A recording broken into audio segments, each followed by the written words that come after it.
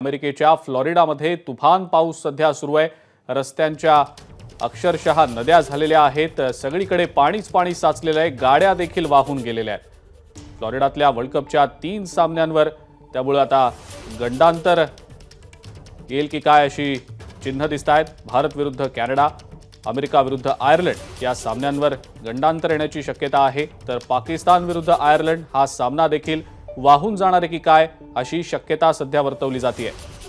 फ्लोरिडामधल्या louder हिलमध्ये 3 matches आता अजून पार पडणार आहेत आणि जर या मॅचेस झाल्या नाहीत, पावसामुळे जर या मॅचेस रद्द झाल्या तर पाकिस्तान आणि आयर्लंडला याचा खूप मोठा फटका बसणार आहे आणि हे 3ही सामने जर झाले नाहीत तर अमेरिका सुपर 8 मध्ये जाण्याची शक्यता वाढू शकते।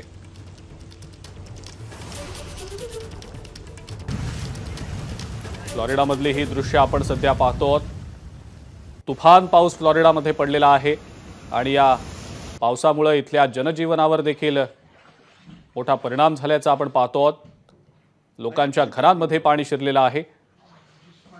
त्यातच अमेरिका T20 वर्ल्ड कपचा यजमान देश आहे।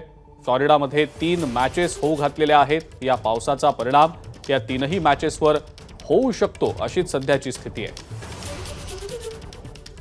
आणि याचा सगळ्यात जास्त फटका पाकिस्तान आणि आयर्लंड या 2 टीम्सना होणार आहे।